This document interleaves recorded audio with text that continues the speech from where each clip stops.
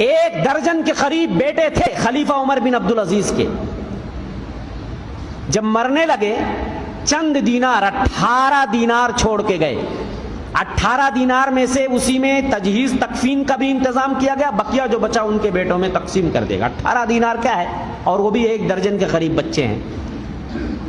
خلیفہ عمر بن عبدالعزیز سے جب وہ بستر مرگ پہ تھے پوچھا گیا ماذا ترکت لاولادک, او خلیفہ وقت آپ اپنے بچوں کے لیے کیا چھوڑ کے جا رہے ہیں؟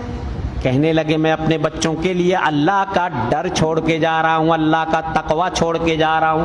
اگر میرے بچے نیک ہوں گے تو اللہ کی عبادت کریں گے, اگر میرے بچے گنہگار ہوں گے, میرے بچے فاسق و فاجر نکل گئے, میں ان کے لیے ایسی دولت چھوڑ کے نہیں جانا چاہتا کہ میرے بعد, میرے مرنے کے بعد وہ اسی دولت کے نتیجے میں اللہ کی معصیت کریں, نافرمانی کریں اور مجھے بھی گنہگار کریں.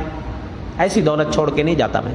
کتنے لوگ حرام حلال کی تمیز نہیں کرتے اپنے بچوں کے لیے, پتہ چلا بچے کبھی بھول کر بھی مغفرت اور استغفار بھی نہیں ماں باپ کے حق میں کرتے ہیں, اور اسی دولت کے نتیجے میں گلچھڑے اڑاتے ہیں, حرام کاریوں میں خرچ کرتے ہیں, اور اپنے ماں باپ کو مرنے کے بعد بھی ان کے عذاب میں اضافے کا سبب بنتے ہیں. اس کے برخلاف خلیفہ سلیمان بن عبد الملک, انہی کے زمانے کا, بنو امیہ کا خلیفہ سلیمان بن عبد الملک, اس کے بھی تقریباً 1 درجن بچے تھے. کئی لاکھ دینار چھوڑ کے گیا سلیمان بن عبد الملک. راوی کہتے ہیں میں نے دیکھا خلیفہ عمر بن عبدالعزیز کے ایک بیٹے کو اللہ کی راہ میں 100 اونٹ صدقہ دے رہا ہے. 100 اونٹ, اتنا اللہ نے اس کی دولت میں برکت عطا کر دی.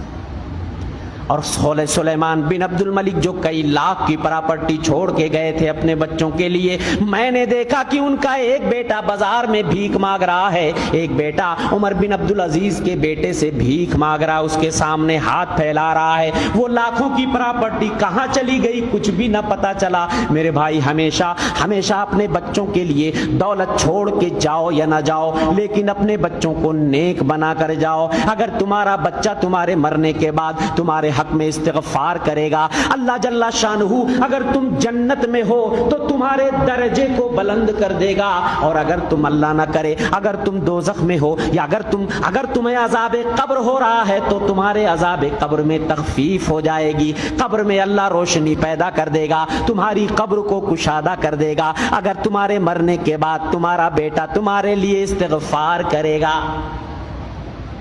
نبی کریم صلی اللہ علیہ وسلم فرماتے ہیں جنت میں ایک آدمی کا درجہ بلند کر دیا جاتا ہے, آدمی حیران ہو جاتا ہے, پوچھتا ہے او میرے مولا, میں تو مر کے یہاں آ گیا, میرے پاس کوئی عمل نہیں, یہ درجہ جو میرا بلند ہوا کیسے بلند ہوا؟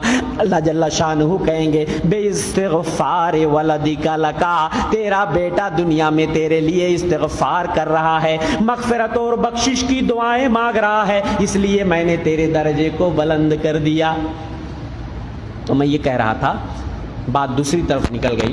میں یہ کہہ رہا تھا کہ دیکھیے کثرت اہم نہیں ہے, برکت اہم ہے. ٹھیک ہے, آپ برکت کی دعا, کثرت کی دعا مانگیں, لیکن ساتھ ساتھ برکت کی بھی دعا مانگیں.